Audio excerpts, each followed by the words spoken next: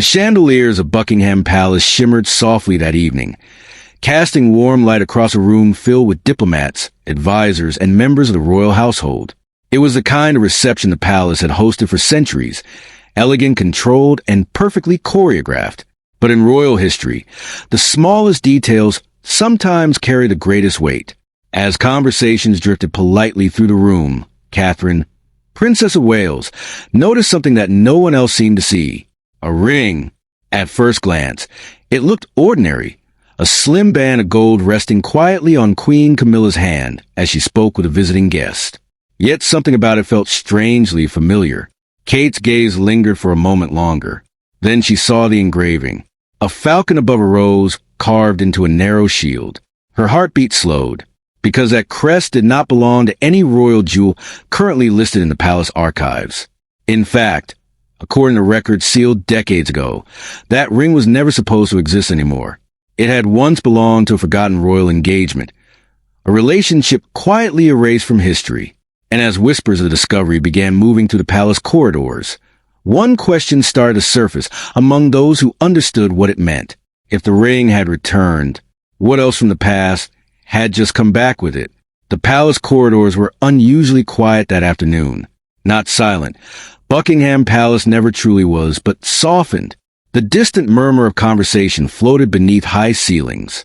The steady rhythm of polished shoes tapped against marble floors.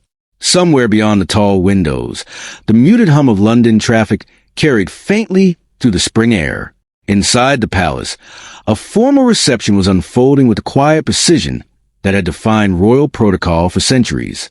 Diplomats, senior advisors, trusted members of the royal household. The atmosphere carried that familiar blend of ceremony and restraint, the kind that existed only within places where history had weight. And yet, within minutes, something small, almost invisible, would disturb that carefully balanced calm. The camera drifts through the gilded doorway of a reception chamber bathed in late afternoon light. Crystal chandeliers scatter pale reflections across the polished floor. Portraits of monarchs long gone observe the gathering from darkened frames. Beneath them, the royal family moves through the room with practiced composure. Among them stands Catherine, Princess of Wales, composed, observant, quietly attentive to every detail that others often overlook. Kate had learned long ago that royal life was built on observation, a glance, a gesture, a small change in tone. These were the signals that often carried far more meaning than words. Across the room, Queen Camilla speaks politely with a visiting dignitary, her voice low and measured, her posture relaxed but formal, the posture of someone accustomed to the expectations of royal presence. For a moment, nothing seems unusual, until Kate notices a ring. It is not large, not extravagant, not even particularly bright beneath the palace lights, but something about it immediately catches her attention. Camilla's hand rises gently as she gestures during conversation, and the ring glints briefly against the soft gold of the chandelier light. Kate's gaze lingers. At first, the thought passes quickly through her mind. Perhaps a family heirloom, perhaps a personal piece rarely worn at official engagements. The royal collection was vast, thousands of objects, jewels that had passed through generations of monarchs and consorts. But the longer Kate looks, the more something feels wrong. Not wrong in a dramatic sense, wrong in a historical one. Because royal jewelry, especially rings, rarely appear without context. Every piece had documentation. Every crest had meaning. And the crest engraved into the band of Camilla's ring was not one Kate recognized. That, by itself, was unusual. But what unsettled her more was the feeling that she had seen that symbol before. Somewhere, long ago. Her expression remained composed as she continued speaking with the palace aide beside her, but her mind begins turning carefully through memory. Centuries of British heraldry carried thousands of crests, lions, crowns, shields, crosses. Yet the one etched into Camilla's ring was different. A narrow shield, divided diagonally, marked with small falcon above an intertwined rose. Kate's heartbeat slowed slightly, not with panic, but with recognition. Because that crest belonged to a noble house whose name had not appeared in royal conversation for decades. A house tied to a moment in British history that palace records rarely discussed. House Ashbourne, a family once powerful, once deeply connected to the royal court, until a political dispute, quiet, complicated, and never fully explained, led to their sudden disappearance from royal affairs nearly 70 years earlier. Kate blinks once, steadying her thoughts. Perhaps she is mistaken. Perhaps the crest is simply similar, yet something about it feels too precise, too deliberate. Camilla turns slightly as the conversation ends, and for a brief moment the Queen's hand rests against the polished table beside her. The ring catches the light again. The falcon crest is unmistakable. Kate's breath slows, because one fact about House Ashbourne had always been particularly curious. Before their fall from royal favor, they had once been connected to crown through an engagement that never happened. An engagement ring that was officially confiscated by the palace during the dispute and quietly removed from royal records. And according to those records, that ring had never been seen again. The reception continues around her. Music begins softly near the far end of the chamber. A tray of glasses moves gracefully between guests. No one else appears to notice anything unusual. But Kate feels the weight of a question settling slowly in her mind. How could a ring erased from royal history now be resting on the Queen's hand? Hours pass before the gathering finally ends. Guests depart beneath the quiet supervision of palace staff. Doors close softly. Conversations fade into the long evening corridors. The palace begins returning to its familiar rhythm. But Kate cannot ignore the unease growing in her thoughts. Later that evening, she walks slowly to the palace gallery. The long corridor where portrait of past monarchs stretch across dark walls like silent witnesses to history. William walks beside her, his expression relaxed after the formal reception. Long afternoon, he says quietly. Kate nods. Yes, though something unusual happened. William glances at her with curiosity. In a palace reception? He replies lightly. That would be a first. Kate smiles faintly, but her mind remains focused. It concerns a ring, she says. William's eyebrows rise slightly. A ring? Yes. She pauses beside one of the tall windows overlooking the courtyard gardens, the fading sunset casting pale amber light across the stone floor. I noticed one Camilla was wearing. William shrugs gently. She has dozens. Kate exhales slowly. This one had a crest. William waits. House Ashbourne. For the first time, William's expression changes. Not dramatically, but enough to show recognition. That house hasn't been mentioned in decades. I know, Kate says softly, and the ring connected to them was confiscated. William's gaze drifts toward the distant courtyard as the implication settles. You're certain about the crest? I'm certain. A long silence follows, because within royal circles, objects were never just objects. They carried lineage, meaning, history. If a piece vanished from the archives, it meant something serious had happened around it. And if it had suddenly returned, then the palace records were incomplete, or someone had deliberately hidden the truth. Later that night, inside the king's private study, the atmosphere is far less calm. The room is lined with dark oak shelves filled with leather-bound volumes documenting centuries of royal administration. King Charles III stands beside his desk, reading a short report quietly delivered by one of his senior aides. His expression remains composed until he reaches the final line. Then the paper lowers slowly in his hand. You're certain this was mentioned during the reception? Yes, Your Majesty. Charles exhales through his nose, a quiet gesture of irritation rarely seen by those outside his inner circle. A ring, he mutters. Yes, sir. Charles walks slowly toward the window, overlooking the palace gardens. For a moment, he says nothing, but something in his posture has shifted, because he knows exactly which ring is being discussed. And he knows exactly why it should never have appeared again. The aide waits cautiously. Finally, Charles speaks again. Who noticed it? The Princess of Wales, sir. Charles closes his eyes briefly. Of course. Kate's reputation for quiet observation had become well known within palace staff. If anyone would notice something like that, it would be her. The king turns back toward his desk. Has she raised the matter formally? Not yet, sir. Charles nods once. Then she will. The aide remained silent, because Charles's voice now carries something unusual. Not anger, not fear, but tension, the kind that emerges when an old memory begins returning to the surface. Charles places the paper back on the desk and rests both hands against the wood. For decades, the ring had remained buried in the past, not destroyed, not forgotten, simply kept away, because the truth attached to it had once threatened to fracture more than a single royal relationship. It had nearly destabilized the entire family. And if the object was now drawing attention again, then history itself might soon be forced back into the open. Meanwhile, elsewhere in the palace, Kate sits quietly inside a smaller reading room, reviewing a thin folder brought to her by a palace librarian. The file contains only a few pages. Most of the Ashbourne records were sealed long ago, but one entry remains visible. A short note dated nearly 60 years earlier. Inventory item. Engagement ring. Ashbourne crest status. Confiscated under royal directive disposition. Removed from ceremonial registry. Kate reads the final line twice. Removed. Not destroyed. Not returned. Just removed, which means the ring had remained somewhere inside the royal system. Stored, protected, forgotten, or perhaps deliberately hidden. Kate closes the folder slowly. The palace is quiet now.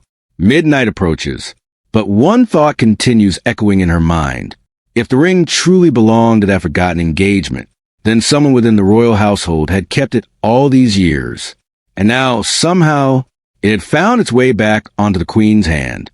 Outside, the palace clock strikes midnight. The echo rolls softly across the courtyard stone. Inside Buckingham Palace, centuries of tradition remain intact, but beneath that calm surface, a question has begun to move quietly through the halls. A question tied to a forgotten crest, a sealed royal dispute, and a ring that was never meant to return. But as Kate begins searching for answers, a palace archivist quietly reveals something even more troubling. The ring may appear in records sealed beneath the palace decades ago, records that were never meant to be opened again. The palace was quiet by morning, not the ceremonial quiet of formal receptions, but the working silence that settled over Buckingham Palace in the early hours, before official schedules began and before the world outside turned its attention toward royal life. Sunlight slipped gently through tall windows, brushing across stone corridors that had carried centuries of footsteps. But inside Catherine's mind, the calm of morning had done little to quiet the question that had followed her through the night. The ring, more precisely, the crest carved within it. House Ashbourne. It was not a name that appeared casually in royal conversation, and the fact that its symbol had resurfaced, worn openly by the Queen herself, suggested something far more complex than a forgotten heirloom. The camera drifts through the palace corridors as Kate moves quietly toward a part of the building few visitors ever see, the royal archives. Unlike the grand staterooms above, the archive chambers lay deeper within the palace structure, behind thick stone walls designed centuries ago to protect royal records from fire, theft, and time itself. Here, the crown's memory was preserved.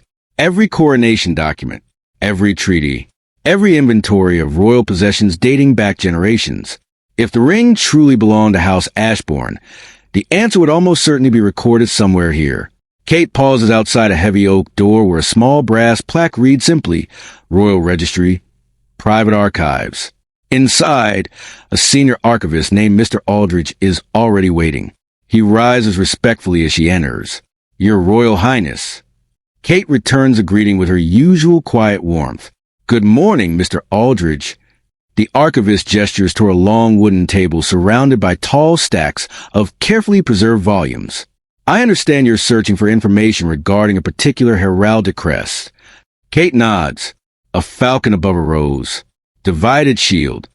Aldridge's expression changes subtly. It is the expression of someone who has spent decades memorizing historical records and immediately recognizes the symbol being described. House Ashbourne, he says carefully. Kate watches his reaction. You're familiar with it. Very much so, Your Royal Highness. The archivist moves toward a nearby shelf where thick registry books rest behind glass doors. Though I should mention, the Ashbourne records are among the more restricted collections. Kate remains calm. I expected as much. Aldridge removes one large leather-bound volume and carries it carefully to the table. The book is heavy, its pages yellow by time, its edges darkened from decades of careful handling.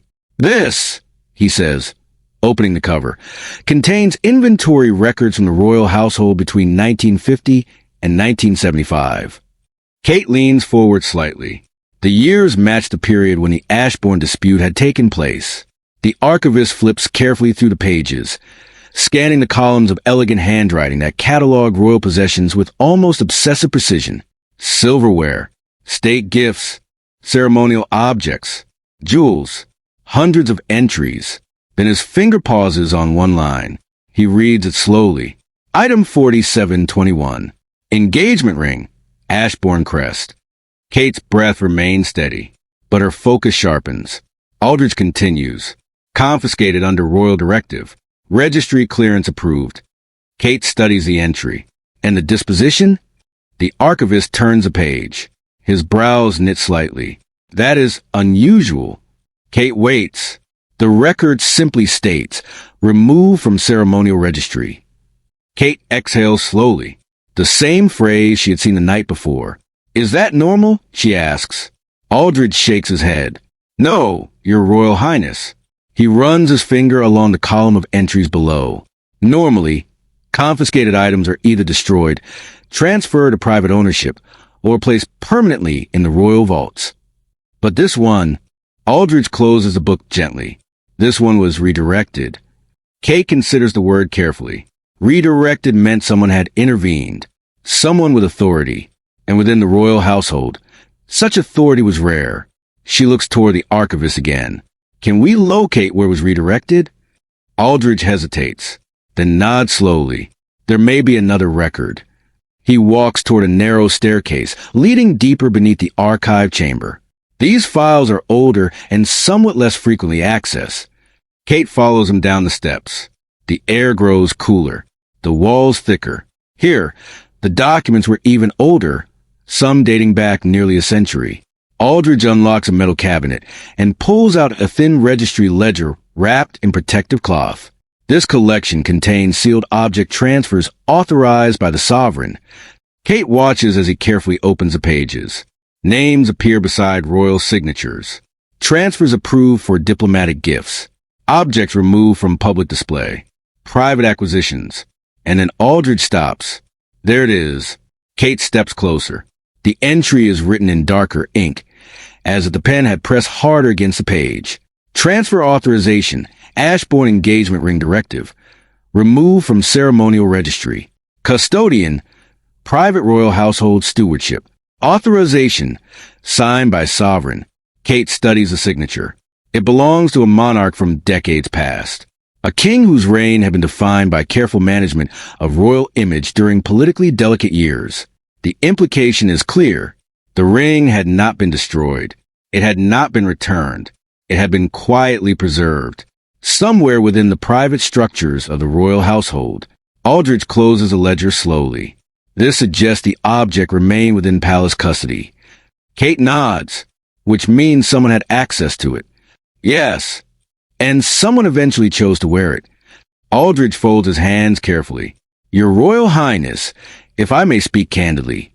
Of course. The Ashbourne dispute was not merely a matter of property. Kate senses the weight behind his words. What do you mean? The archivist lowers his voice slightly. There were rumors at the time. Kate listens. Rumors that the ring had originally been intended for a marriage that the palace could not allow. Kate's mind moves quickly. A forbidden alliance? Aldridge nods slowly. Between a royal family member and someone outside the acceptable lines of succession. Kate studies a quiet room around them, because suddenly the mystery surrounding the ring feels far less trivial. If the engagement had threatened royal stability, then the palace would have had every reason to erase the object from official history. But that raises an even larger question. Why had the ring returned now? And why was Queen Camilla the one wearing it? The archivist closes a cabinet. I should caution you, Your Royal Highness, he says carefully. These matters were deliberately sealed. Kate meets his gaze calmly. I understand. He nods. Continuing this investigation may place the palace in an uncomfortable position. Kate smiles faintly. History has a way of doing that. They return upstairs to the main archive chamber. But as Kate gathers the documents she's reviewed, Aldrich pauses again. There may be one more record worth examining. He walks toward a narrow drawer built into the far wall. Inside rests a small collection of handwritten notes attached to archival cases. These are personal annotations made by senior historians decades ago, he explains. Most were never entered into official registries. Kate watches as he carefully unfolds one fragile sheet. The ink has faded slightly with age, but the words remain legible. Aldrich reads them quietly. Regarding item 4721, Ashbourne engagement ring. Kate listens closely. The archivist continues. Object connected to proposed marriage considered politically destabilizing during the period. Kate's heartbeat slows, because the words confirm what she had begun to suspect. He finishes the note. Recommendation at the time, remove object permanently from public ceremonial use. Kate studies the final line, but beneath it, written in a different hand, another sentence appears. Short, almost hurried. The ring itself must never return to visible circulation. Kate looks up. Who wrote that? Aldrich examines the signature carefully. The name belongs to a senior royal advisor from the same era, a man known for fiercely protecting the monarchy from public scandal. Kate closes the document slowly, because the meaning is now unmistakable. The ring had not only been hidden, it had been deliberately buried. Hidden because the story attached to it had once threatened the stability of the crown, and yet, somehow, it had found its way back into royal circulation. Hours later, as Kate leaves the archive chamber, the palace corridor seems slightly different. Not physically, but historically. Every portrait, every antique table, every ceremonial object, each carried layers of decisions made by previous generations.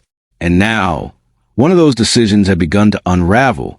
As she steps into the corridor, William approaches from the far end. Well, he asks quietly.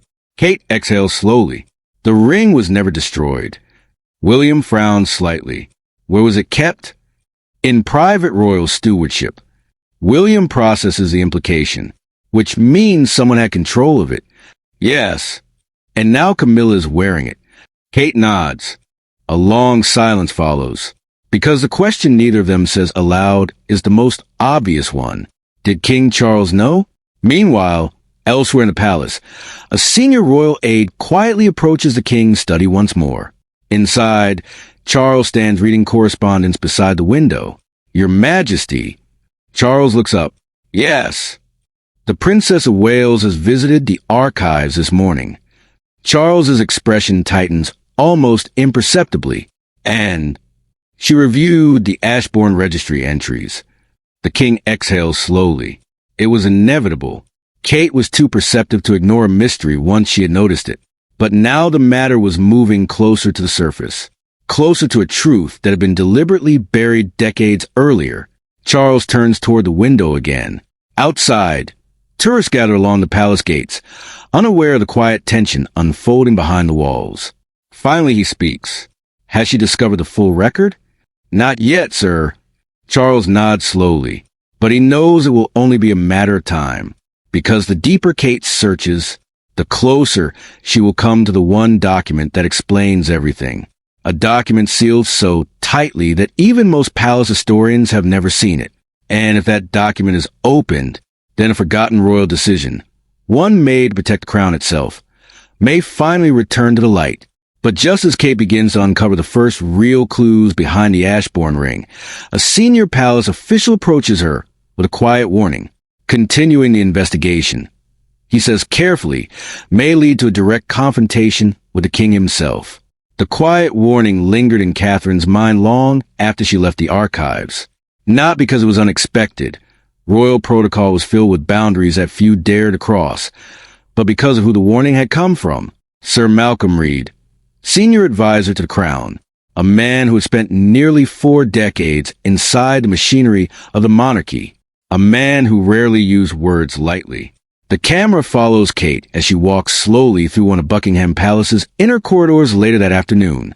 Sunlight cuts through the tall windows, stretching long shadows across the polished floors. But inside the palace, the atmosphere feels subtly different now. More watchful, more cautious. Word travels quickly within royal households, and even when spoken quietly, questions about royal history have a way of drifting through corridors like distant echoes. Kate knows the moment she raises the matter openly, it will not remain a private curiosity. It will become a family conversation. And family conversations inside royal walls often carried consequences far beyond the room where they began. That evening, the royal family gathers for a private dinner in a smaller state dining room. Unlike public banquets, these gatherings are simpler. The long ceremonial table remains, but only a handful of places are set. The room glows softly beneath golden chandeliers. Portraits of past monarchs watch silently from the walls. William sits beside Kate. Across the table, Queen Camilla speaks calmly with a senior household officer. At the head of the table sits King Charles III. His posture remains relaxed, though those who know him well understand that his calm often hides a sharp attentiveness to the smallest changes in conversation. Dinner proceeds with the usual rhythm of royal family discussions, charitable events, upcoming state visits, brief remarks about international affairs. Yet throughout the meal, Kate's attention keeps drifting, not toward the conversation, but toward Camilla's hand resting near her glass. The ring is there again. The falcon crest catches the chandelier light exactly as it had the night before. Kate waits patiently. Timing matters in royal conversations. Interrupting the natural flow too abruptly would only create resistance. But as the meal begins to wind down and coffee is served, she finally speaks. Her voice is calm, respectful, measured. Your Majesty, may I ask something regarding a historical matter? Charles glances toward her. A faint smile touches his lips. Of course, Catherine. Kate chooses her words carefully. I spent some time reviewing the palace archives today. Charles nods lightly. The archives can be quite absorbing. They are, Kate replies gently. And while examining a registry from the mid-20th century, I encountered a reference to a confiscated engagement ring associated with House Ashbourne. The room becomes very still. William lowers his cup slightly. Camilla's hand pauses against the table, and Charles does not move at all. Kate continues quietly. The records indicate the ring was removed from ceremonial registry under royal directive. Charles exhales slowly. His eyes drift briefly toward Camilla's hand, then back to Kate. A minor historical matter, he says evenly. Many items have been removed from the registry over the years. Kate nods. Yes, of course. She pauses, not confrontational, simply persistent. But the crest engraved within the band appears identical to the one currently worn by the Queen. A silence spreads across the table. Not uncomfortable, but undeniably heavy. Camilla's gaze remains steady. Charles sets his cup down carefully. For several seconds, he says nothing. Then finally he speaks. Catherine, royal jewelry often contains similar heraldic designs. His tone remains controlled. Yet beneath the calm surface, something sharper flickers. Kate remains composed. I understand, Your Majesty, but House Ashbourne's crest is quite specific. William shifts slightly in his chair, because he recognizes something unusual in his father's posture. Charles's shoulders have stiffened, a subtle change, but enough to suggest the conversation has touched a nerve. The king leans back slightly. The Ashbourne matter was resolved decades ago. His voice carries the firm finality of a monarch accustomed to closing discussions. Kate does not challenge the statement directly. Instead, she offers a simple observation. The archival note also suggested the ring should never return to public circulation. The words land quietly in the room, but their effect is immediate. Charles's expression changes, not dramatically, but enough that everyone present notices. It is the look of a man confronted with something he hoped would remain buried. For the first time since the conversation began, Camilla speaks. Her voice remains calm. Catherine, she says softly, are you suggesting the ring I'm wearing is that same object? Kate meets her gaze respectfully. I'm asking whether it might be. Charles suddenly stands, not abruptly, but firmly enough that the movement draws every eye in the room. That is quite enough, he says. His voice is not loud, yet it carries an unmistakable edge. A rare break in royal composure. The Ashbourne dispute is a closed chapter of royal history. The words echo faintly against the dining room walls. Kate remains seated, her posture calm, but her voice does not retreat. With respect, Your Majesty, if the object has returned to the royal household, the historical record may no longer be closed. Charles's jaw tightens. For a moment, the room feels smaller, more intimate, more fragile. William speaks quietly. Perhaps we should simply clarify the matter. Charles looks toward his son. Something conflicted flickers in his eyes. Then he exhales slowly and returns to his chair. Very well, he says. He glances briefly toward Camilla. She does not move, does not remove the ring, but her silence now feels deliberate. Charles folds his hands on the table. The Ashbourne family once proposed a marriage alliance with the royal household. Kate listens carefully. This occurred during a politically sensitive period. Charles continues. The engagement was considered inappropriate. Kate nods slightly. Because of political consequences? Charles pauses. Yes. The answer is technically true, but incomplete. Kate senses it immediately. Then the ring was confiscated. Yes. And removed from the registry. Yes. Kate's final question is quiet, but it was never destroyed. Charles's eyes meet hers. For the first time in the conversation, the king does not answer immediately, because the truth is far more complicated than the records suggest. Finally, he says simply, No. A soft tension ripples through the room. William speaks again. Then who kept it? Charles's gaze drifts toward a far wall, where an enormous portrait of a past monarch hangs in shadow. The object was placed into private royal stewardship. Kate remembers the exact phrase from the archives. And later, Charles's voice grows firmer. Later, it remained where it belonged. Kate studies Camilla again, because despite the tension around the table, Camilla has remained remarkably calm. Too calm. Kate speaks gently. Your Majesty, may I ask when the Queen acquired the ring? Charles's patience begins to fray. That question is unnecessary. But Camilla finally moves. She lifts her hand slowly from the table. The ring gleams softly in the chandelier light. Then she says something that surprises everyone in the room. I didn't acquire it, she says quietly. The words shift the atmosphere immediately. Kate's brow lifts slightly. Camilla continues calmly. It was given to me. William looks toward his father. Charles remains still. Kate asks softly, by whom? Camilla does not answer immediately. Her eyes move briefly toward Charles. The meaning is clear. Charles finally exhales. I gave it to her. The admission settles over the room like a quiet storm. Kate processes the revelation carefully, because if the king himself had returned the ring to circulation, then the mystery surrounding it had just grown far deeper. Why? William asks quietly. Charles looks at his son, and for the first time that evening, something softer appears in his expression, because the reason behind the ring is not political. It is personal, but Charles does not answer yet. Instead, he says something unexpected. The Ashbourne matter is more complicated than the archives suggest. Kate listens closely. Charles continues slowly. The ring was not merely an engagement piece. He pauses. It represented a relationship the crown once chose to erase.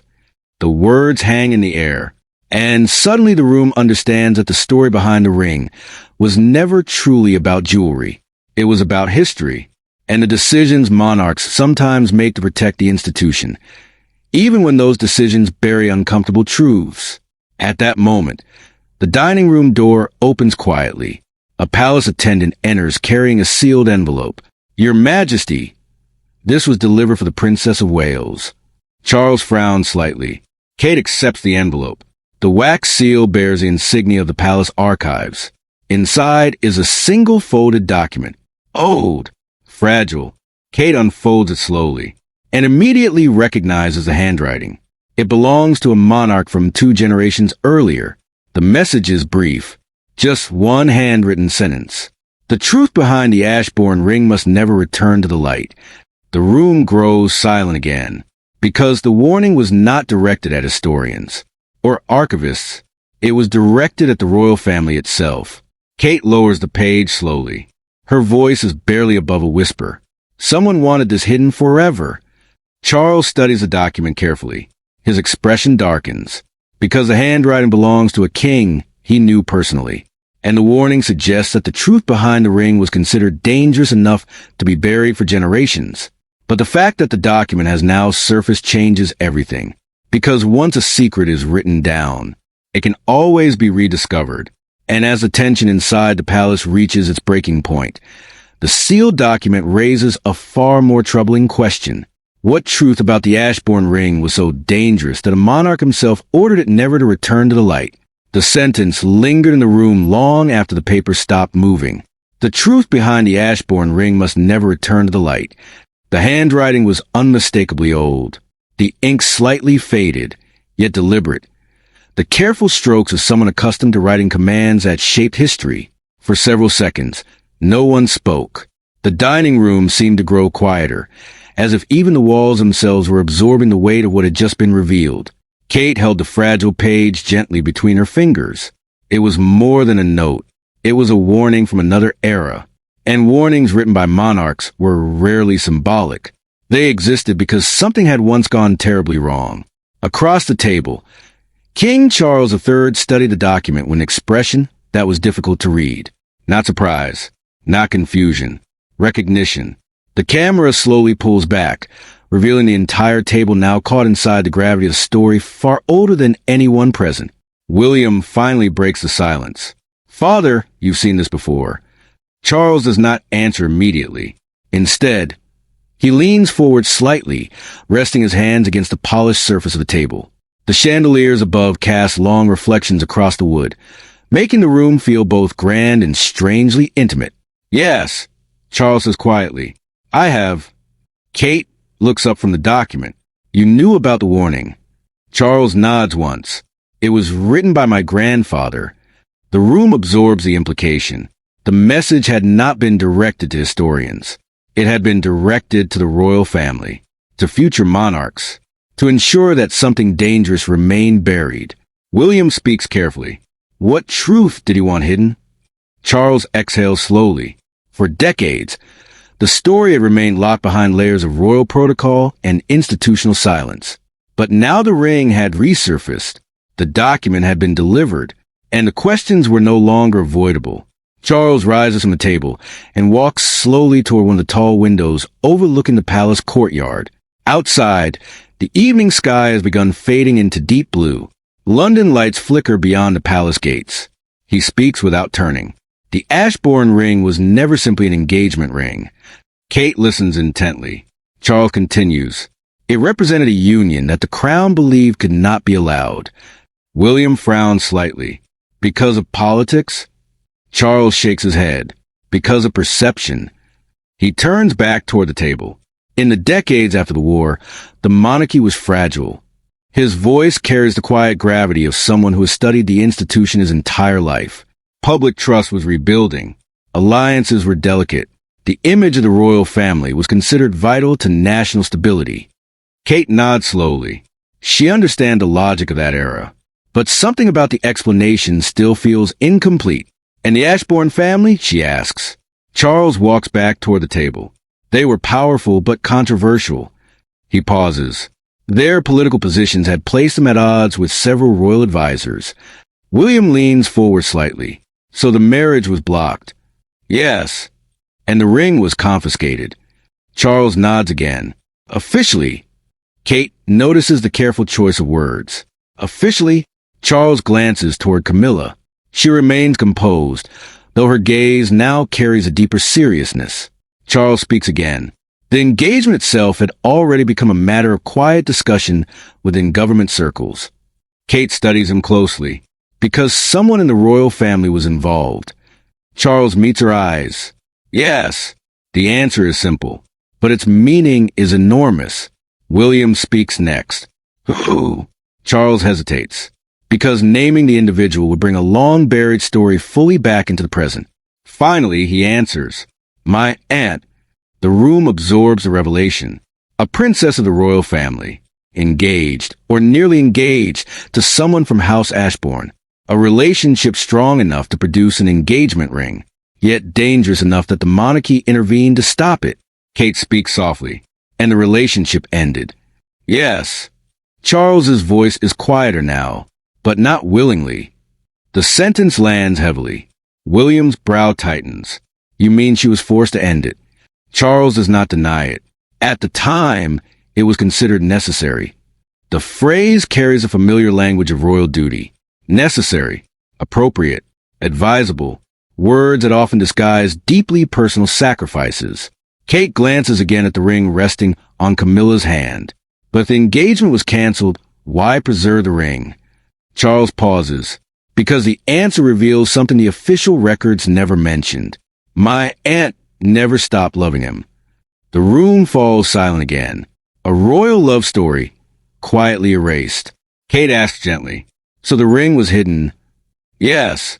And your grandfather ordered the truth buried. Charles nods. The palace feared that public knowledge of the forced separation would damage the monarchy's image. William leans back slowly. So the story disappeared.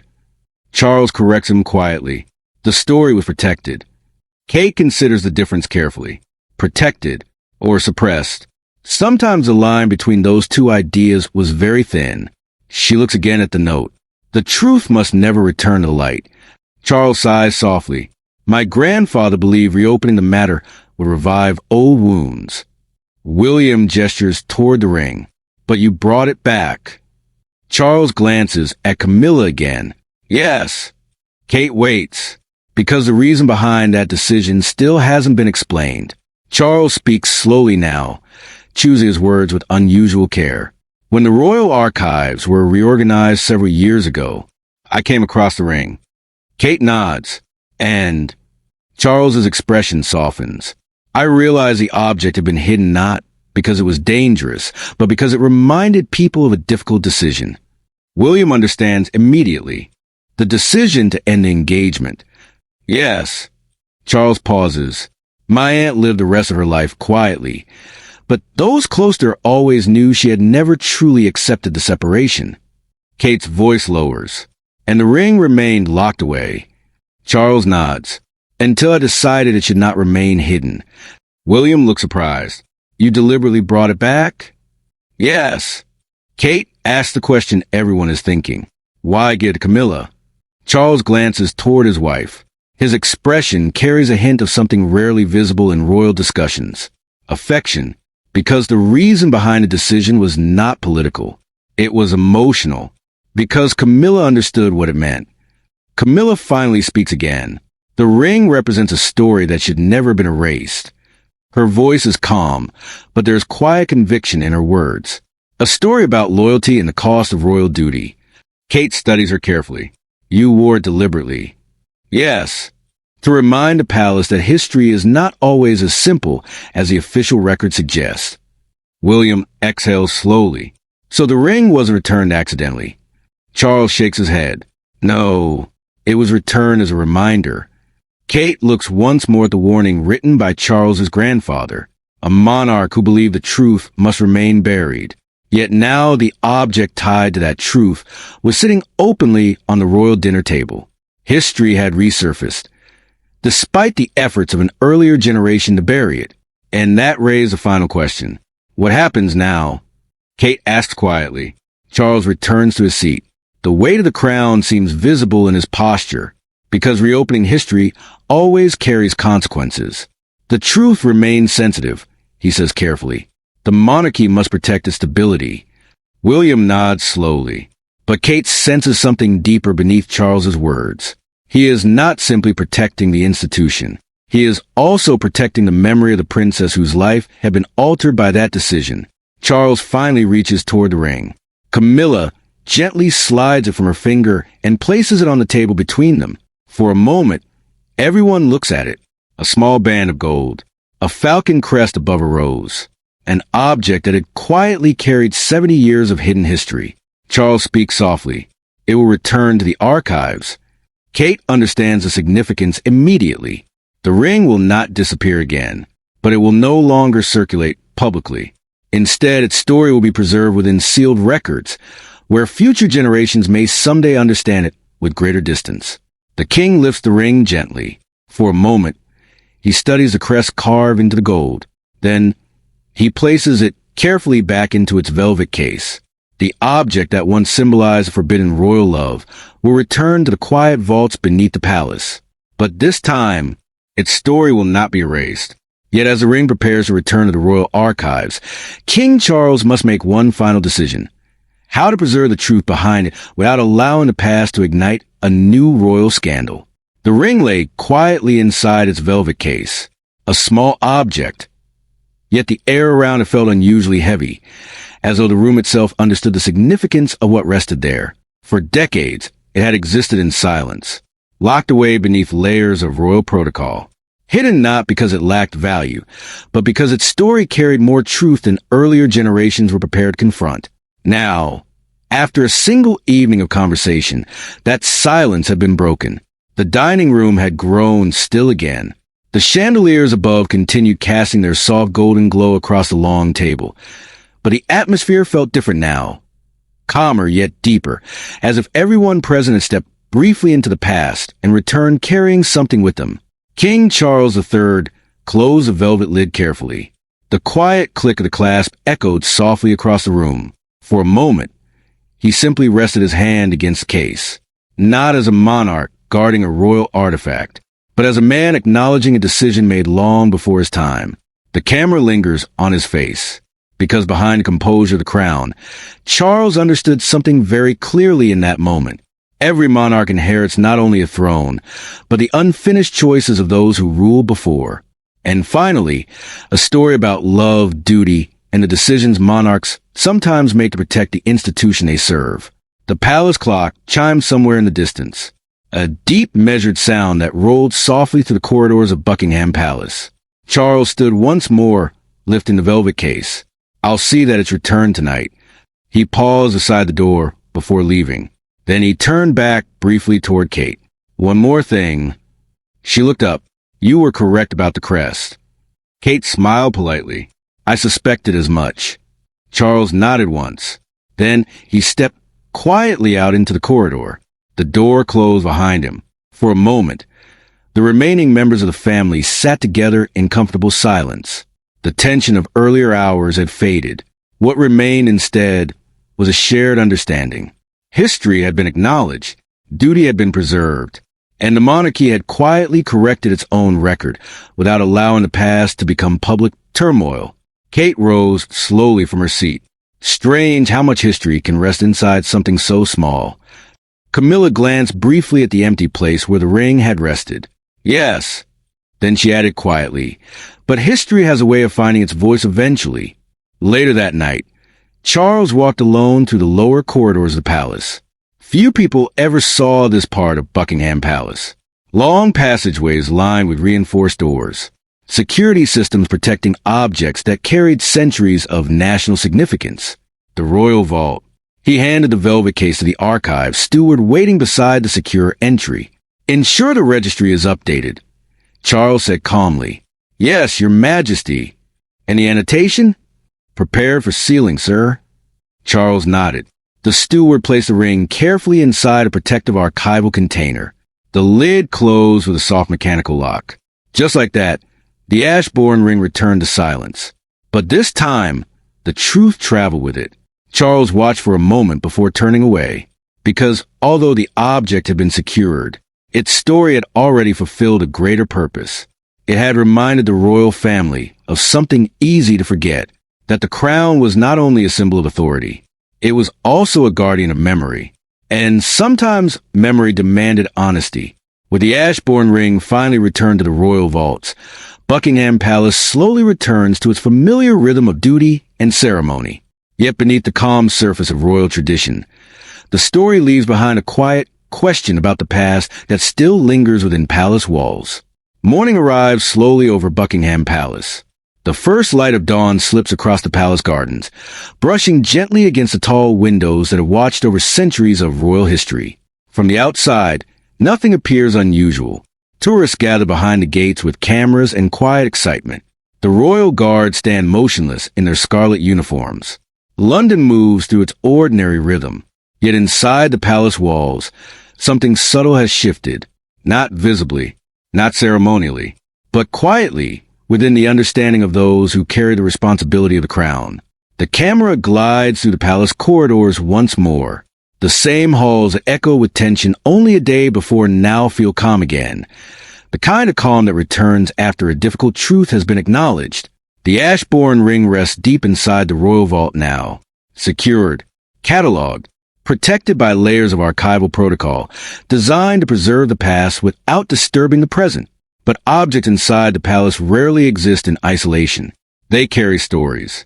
And those stories, once remembered, have a way of shaping the future. In one of the palace reading rooms, Catherine, Princess of Wales, sits beside a tall window overlooking the gardens. A folder rests open in front of her, the newly amended archival record documenting the ring's true history. The document is short, formal, precise.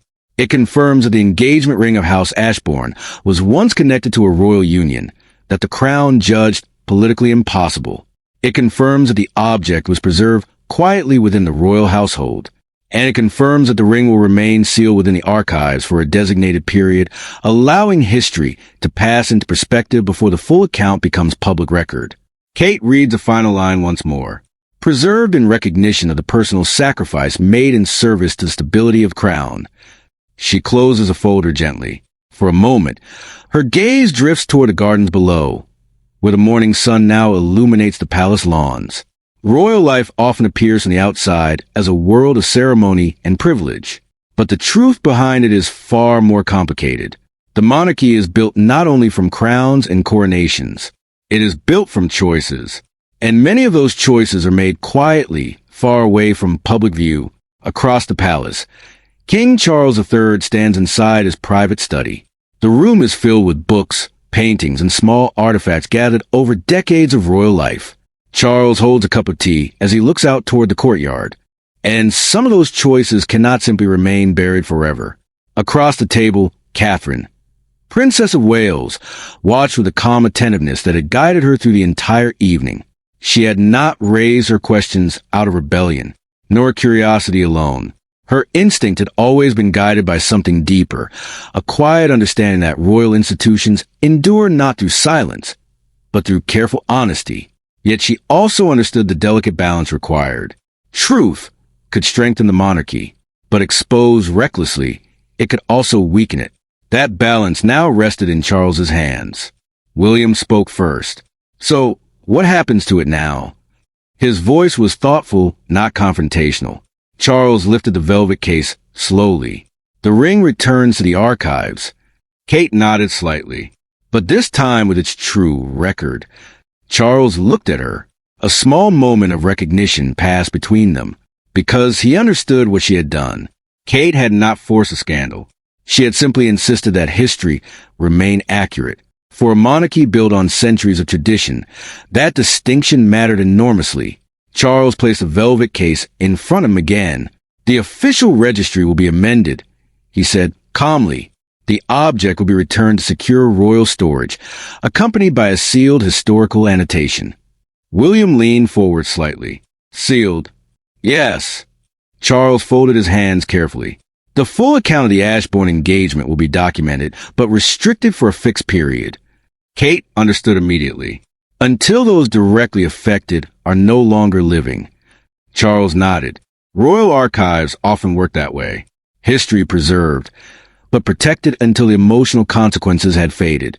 Camilla watched quietly as the decision took shape. She had worn the ring not as a challenge, but as a quiet statement, a reminder that forgotten stories sometimes deserve to be remembered. And now, in a way, the ring had fulfilled that purpose. The truth would not disappear again, but neither would it become public spectacle. The balance between duty and memory would be maintained. William looked toward his father again. Do you think your grandfather would approve? Charles considered the question carefully. He turned his gaze briefly toward the tall portrait that hung at the end of the room. The monarch who had written the warning so many years earlier. The truth must never return to the light. Charles sighed softly. My grandfather believed he was protecting the crown. William nodded. And you? Charles's expression softened slightly. I believe the crown is strong enough to remember its past. The words carried quiet conviction. For a moment, the room felt lighter, because the story of the Ashbourne Ring had revealed something important about the monarchy itself. Not perfection, but endurance. Institutions that lasted centuries were not built on flawless history. They survived because each generation chose carefully how to carry the past forward. Kate finally spoke again. "I'm sorry if raising the question caused discomfort." Charles shook his head gently. "On the contrary," he paused, "you demonstrated exactly the quality the monarchy needs most." Kate looked slightly surprised. "And what is that?" "Integrity." The words settled in the room with quiet warmth. Because within the royal household, loyalty was often misunderstood. True loyalty did not mean avoiding difficult questions. Sometimes it meant asking them, respectfully, thoughtfully, and at the right moment. Camilla reached for her teacup. For the first time since the evening began, her expression relaxed slightly. "I suppose the ring has served its purpose." Kate smiled faintly.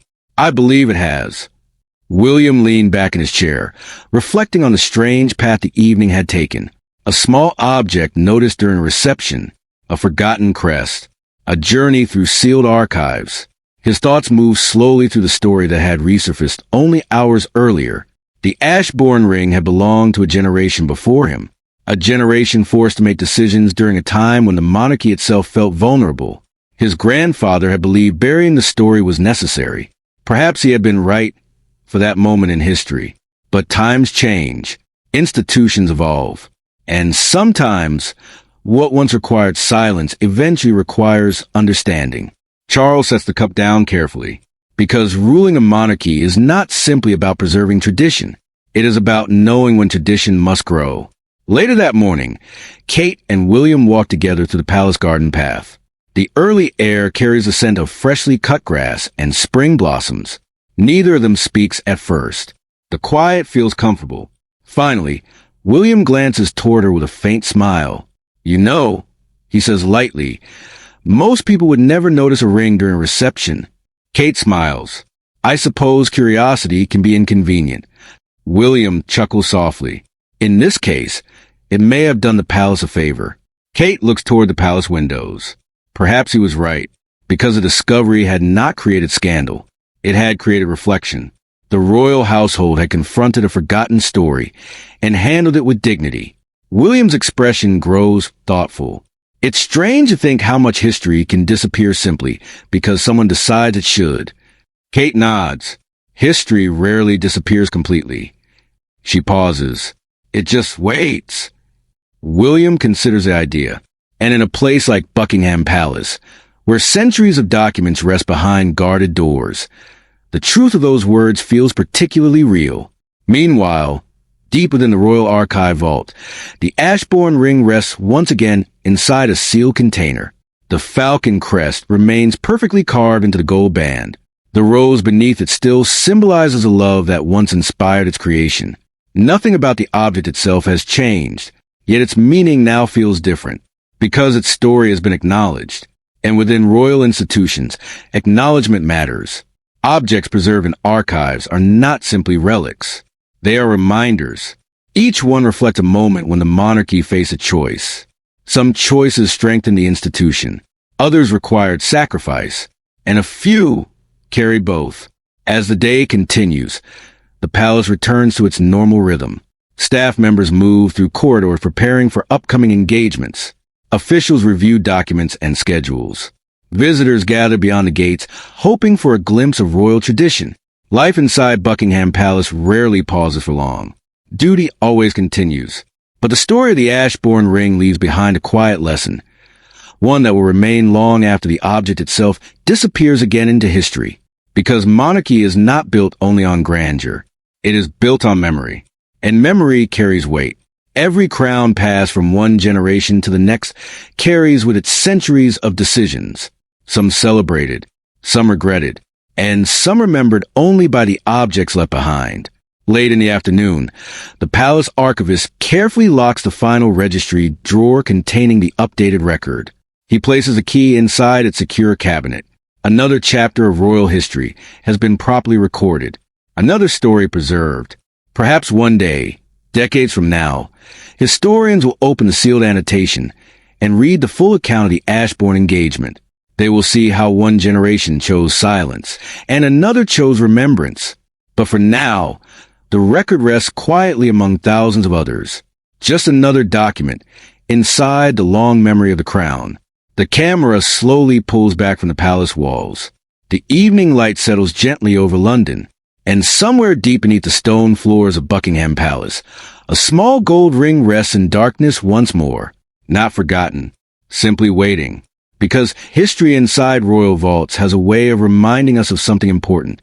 Objects may be locked away, stories may be sealed, but the past never truly disappears.